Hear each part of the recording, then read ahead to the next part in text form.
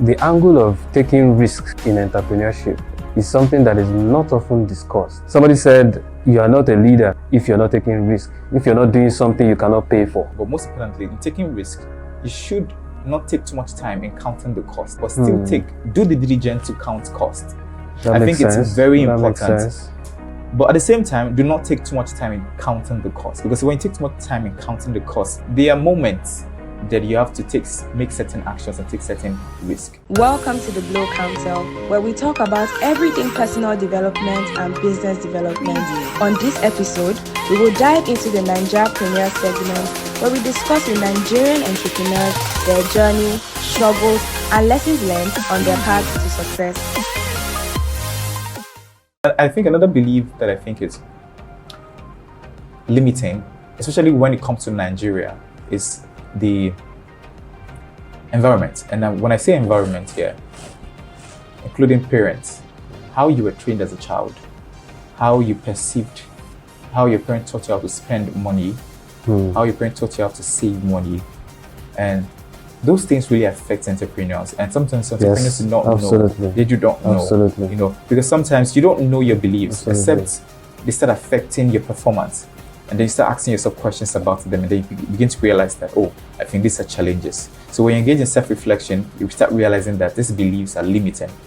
So I think it's very important for entrepreneurs to really understand how they grew up and things that actually experiences in the past that affected how they think, and address them, you know, ask questions about them. Because if people don't ask questions about things, they don't engage in self-reflection. And if you don't engage in self-reflection, your ability to learn becomes slim. So you don't know where a problem is, because you're not even asking the question of where the problem is. Or maybe you don't even know that there's a problem existing. Exactly. Because when you don't know there's a problem, then you don't even know what solution or where to find the solution. Exactly. You know? So I think those are two things that I believe. But most importantly, it's looking at parental care, looking at experience of your childhood, how you grew, you know, and then when you don't know what you want to achieve, you know, okay, these beliefs will not support what you want to achieve. So it's very important you take time to actually either improve them if you have good belief system that enhances what you want to achieve, or that toxic to what you achieve, so then you have to change it. And to change it takes time. It takes, you know, having accountable partners around you to tell you, oh, I think you're going bad here. And yeah, I think with that, you could get better at building whatever you want to build. Absolutely interesting. You know, again, I enjoy the way you go around answering the question, because you know you're able to take little nuggets, and still tie it up, to the main deal, which makes sense. When you talked about like the parents, the parental care and the environment, the thought that struck me in my mind was that the idea of having the right information being passed into your kids. They're now looking from the parents' angle for maybe we should be telling parents that if you want your child to be a good leader in future, you got to watch what you're telling them right from an early age. Because these things shape their beliefs, shape the way they think, shape how they perceive the environment, shape their actions and things like that. So that kind of came into my mind.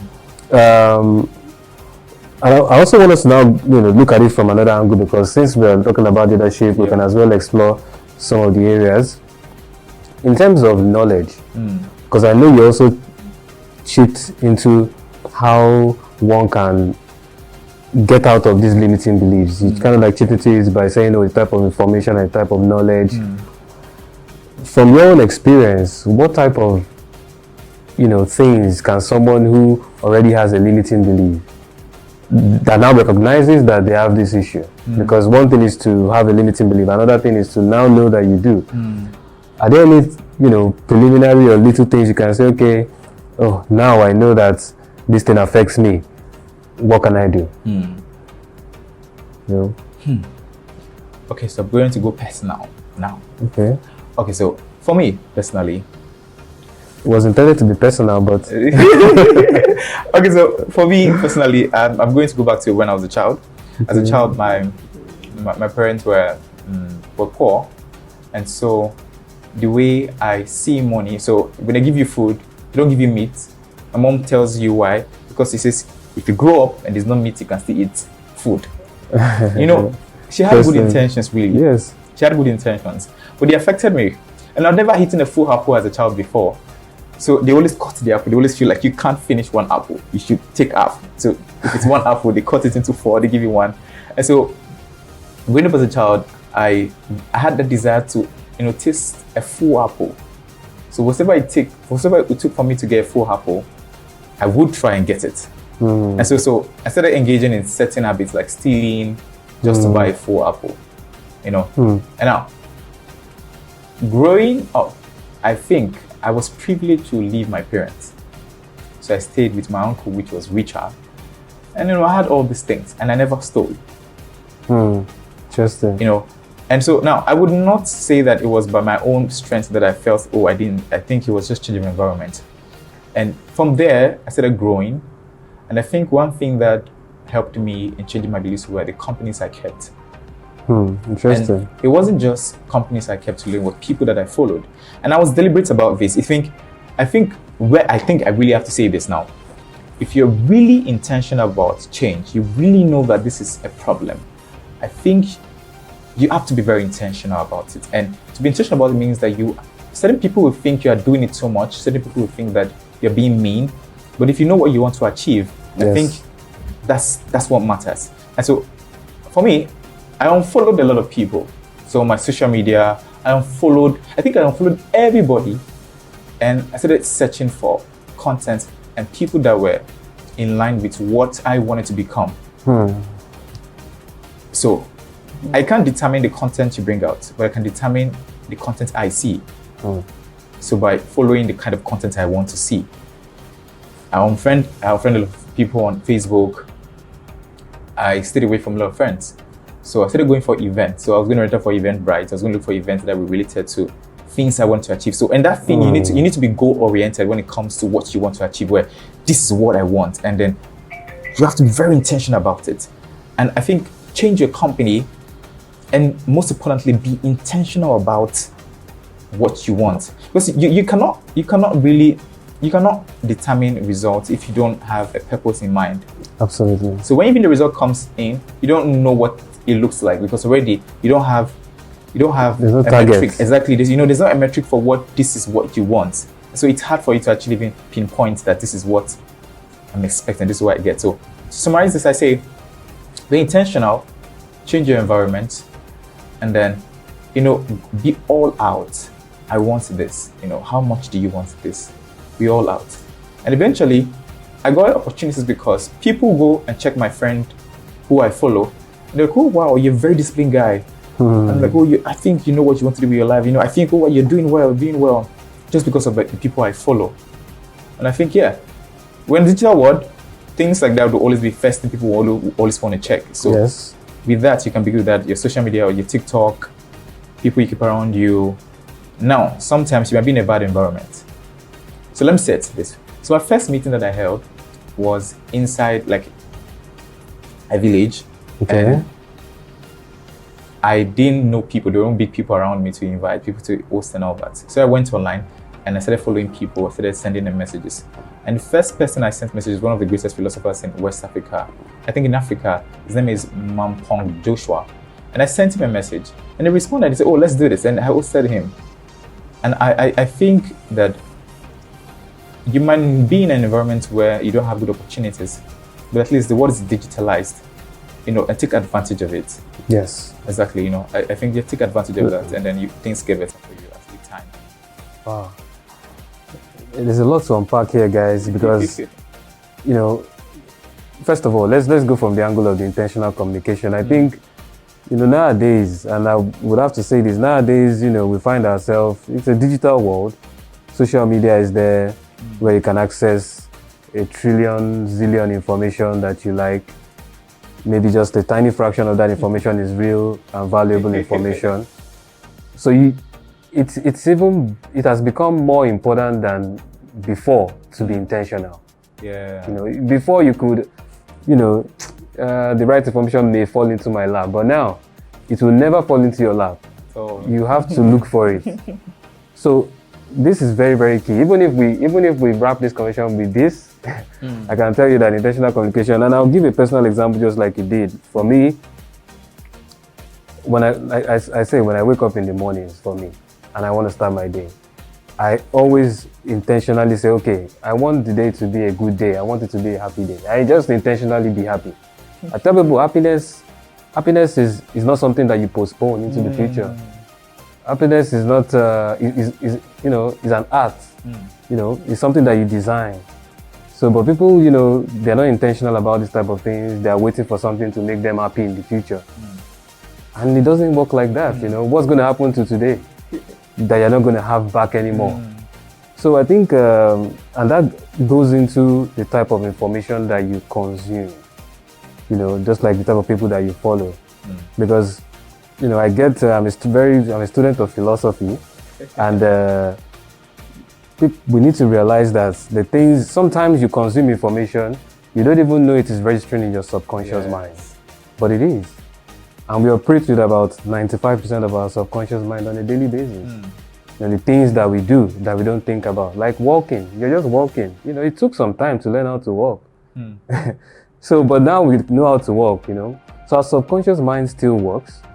And all these little things here and there, we just have to make sure that the intentionality is on point. So that's why I said, when you mention intentionality from the angle of, changing those limiting beliefs, I think there's in my view, I would say there's maybe God's grace will be the other part that that may support that, but even if you don't put in the action, the grace is probably just going to hover around your head forever. So thank you so much for that. There's something and it's a little bit, it will drive us into mentality conversation, but I want to talk about risk because I feel the angle of taking risks in entrepreneurship is something that is not often discussed. Everybody is talking about create a plan, make sure you do this, make sure you do that. But do you have the appetite for risk? How much risk do you have the appetite to take? Somebody said, you are not a leader if you're not taking risk. If you're not doing something you cannot pay for. Because if you might want to start a business, you have all the money to do the business. You probably get what you want, but when you have something you want to do and you don't have the resources to achieve it, then we test your leadership. So, from your view, in terms of taking risk as a leader, how would you, let's even say, what do you feel about that? The idea of as a leader, am I supposed to be thinking, I must take risk for my people? How does that shape the leader's mentality?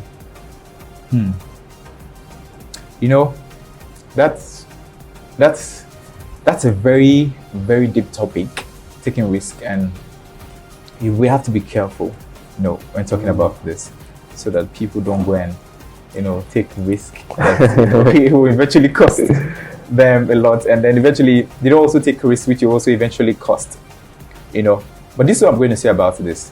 I think nobody ever feels good taking risk. Nobody ever feels good.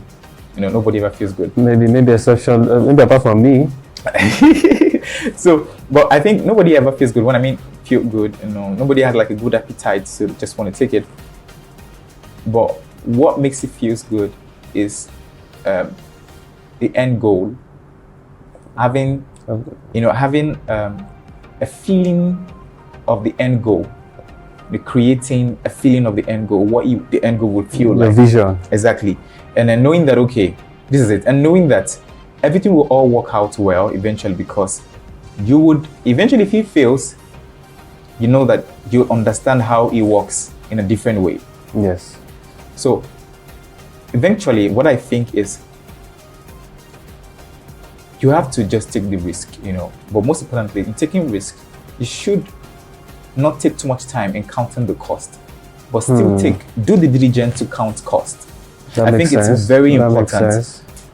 But at the same time, do not take too much time in counting the cost, because when you take too much time in counting the cost, there are moments that you have to make certain actions and take certain risk, because it helps in actually either learning something or knowing what it looks like or what it feels like to fail, or what it feels like to succeed at something.